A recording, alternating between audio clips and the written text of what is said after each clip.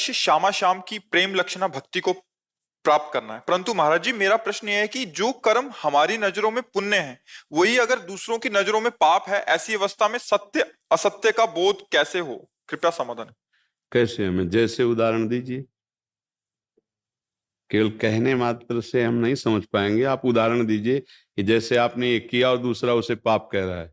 हमें बताइए आप, कौन सा ऐसा पुण्य काम है, कौन सा ऐसा धर्म कार्य है, कौन सा ऐसा भागवतिक कार्य है जिसको कोई भी पाप कहे? हाँ, जो पापी है, पापात्मा है, उसकी बातों को सुना नहीं जाता है। वो कोई प्रमाणित बात थोड़ी है। कोई महात्मा अगर कह रहा है तो आप हमें बताइए, पागल आदमी की कोई बात मानी जाती है क्या? तो जो वासनाओं में पागल है उसकी बात कोई मानी जाती है क्या?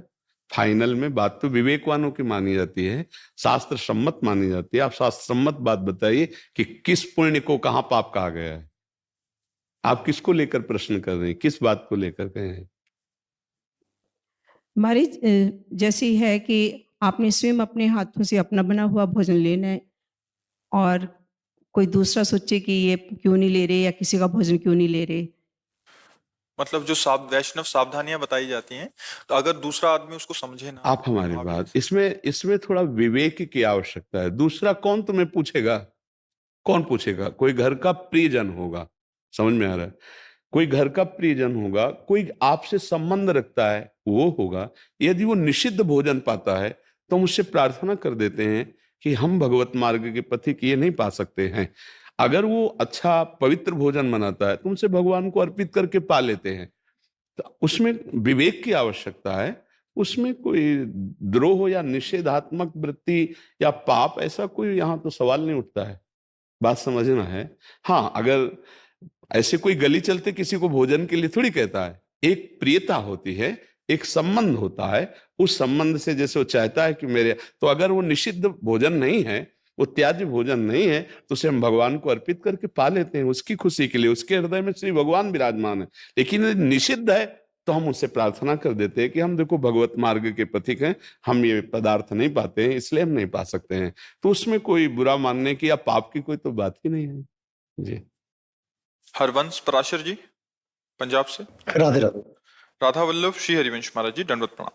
गुरुदेव भगवान, 3-4 माला नाम जप के पश्चात मन स्थिर हो जाता है, बाहरी सब कुछ रुक जाता है। 10-15 मिनट के लिए न माला गिरती है न शरीर झटका लगता है। कभी कभी आभास होता है कि नाम जप चल रहा है। गुरुदेव, क्या ये निद्रावस्था है? इस अवस्था को नहीं, निद्रा नहीं कहते, इसे तंद्रा कहते हैं। निद्रा नहीं कहते, इसे तंद्रा कहते हैं। ये भी विक्षेप माना जाएगा। ये कोई भागवती की स्थिति नहीं है, इसे विक्षेप माना जाएगा। इसको सुधारना चाहिए। ऐसी स्थिति में खड़े हो जाना चाहिए, टहलने लगना चाहिए। ये कोई भागवती की स्थिति नहीं। भागवती की स्थिति में जागते हुए चेतना शून्य भगवदाकार वृत्ति, जैसे हम स्वप्न में होते हैं और चेतना देह की नहीं होती।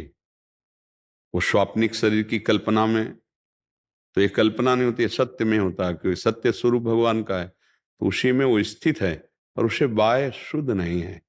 ये बड़े महापुरुषों की होती है जो बहुत अच्छे साथ। पर अभी जैसे आपने बताया, इसे तंद्रा कहते हैं।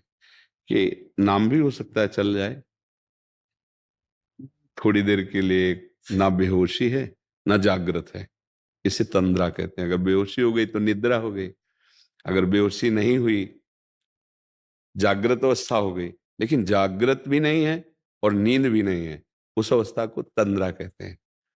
और यही अवस्था चेतनात्मक, सावधान एकदम, तो वो अवस्था तुरीय अवस्था कहते हैं। न जागृत, न स्वप्न, न सुषुप्ति, उसे तुरीय अवस्था। पर वो बहुत अच्छे जो उपासक हैं, उनकी वो कुछ क्षणों के लिए, जो निरंतर हैं, वो तो सिद्ध पुरुष हैं, लेकिन कुछ क्षणों के लिए आती है ऐसी कि बाय शुद्ध विस्मृत, और जिसका चिंतन करे उसी में तदाकार।